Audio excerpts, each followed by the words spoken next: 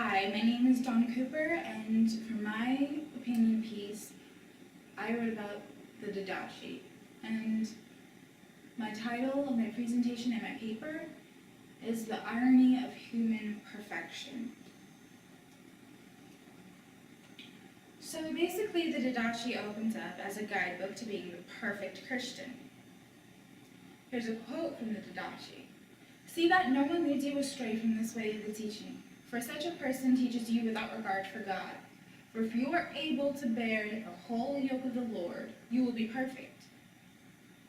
In other words, the perfect Christian follows all the rules, and there's very little wiggle room to follow from the path of righteousness. Step by step, the Didache goes through to stay on the ways on how to stay on the path of righteousness. But how realistic is this goal of becoming the perfect Christian? Yeah, it's true that the Didache emphasizes being the perfect Christian, but the Bible tells us our origin. Let us make mankind in our image and our likeness. What does that mean? Well, we were made human, not gods. We were made to be imperfect. It even dates all the way back to Adam and Eve. We were born into original sin. Even if we don't want to be sinners, it's a part of our nature and it happens. We can't avoid it. We simply can't help being imperfect. Even the author of the Didache knew that this was an unattainable goal. But if you are not able, do what you can.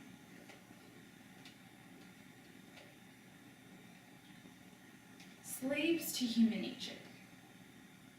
It's natural sometimes for our passions and desires to overtake us. Sometimes they lead us astray. Our tendencies get in the way of us being the perfect Christian. And here's another quote from the Didache. Do not be jealous or quarrelsome or hot-tempered, for all these things breed murders. My child, do not be lustful, for lust leads to fornication. Do not be foul-mouthed or let your eyes roam, for all these things breed adultery. But last time I checked, jealousy, lust, and temper were all human emotions. They're part of us. If we give in to the natural part of our flesh, we're automatically condemned. Hebrews chapter 10, verses 26 to 27 says, For if we go on sinning willfully after receiving the knowledge of the truth, there no longer remains the sacrifice for sins, but a terrifying expectation of judgment, and the fury of a fire will consume the adversaries. Basically, if we know right from wrong and we still choose wrong, we're condemned. But impulsive acts of the flesh are natural. They happen, and sometimes we just can't control ourselves. Sometimes we have momentary lapses and fall into temptation, but should we really be condemned for it? Moving on to human curiosity. Humans are naturally curious beings. Ever since we're little, we want to know things about the world, and we ask questions about things we don't understand or we don't know. But perfect Christians are not allowed to question their faith, otherwise it's considered a sin. Also, do not test or evaluate any prophet who speaks in the Spirit, for every sin will be forgiven, but this sin will not be forgiven. But if we don't question the prophet of the Lord, how are we to know that this is an actual prophet of the Lord?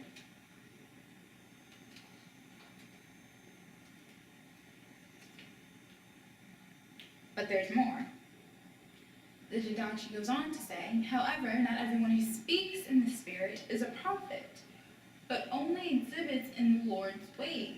By his conduct, therefore, will the false prophet and the prophet be recognized. But if one has never come into contact with a real prophet, how are they to know that they're true?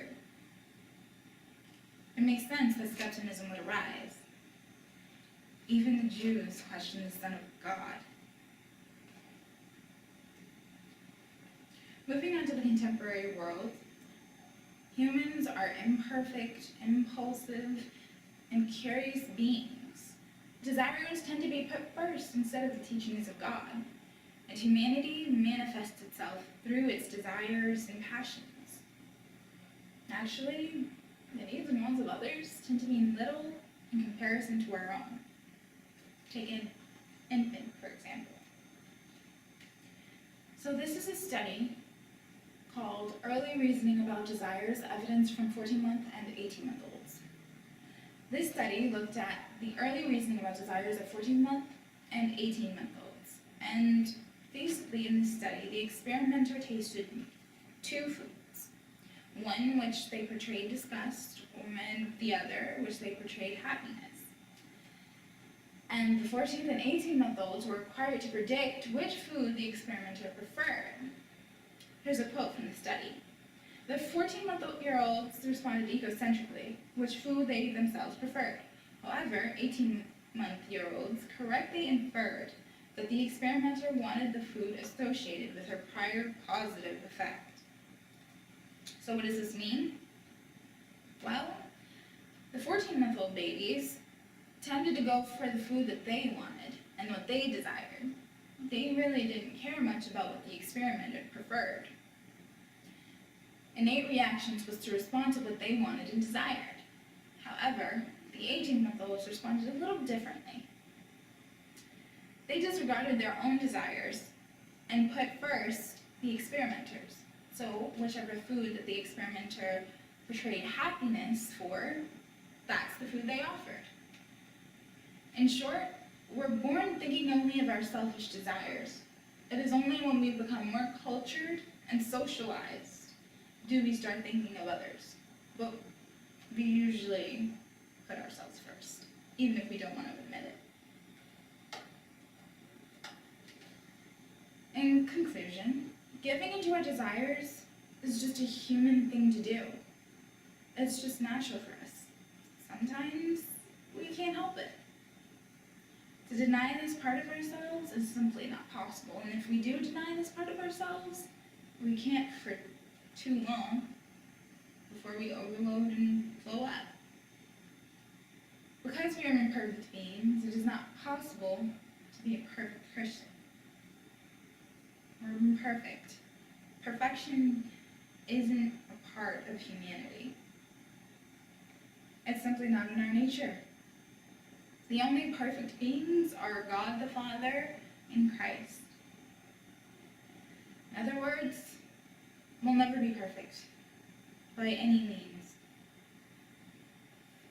Thank you.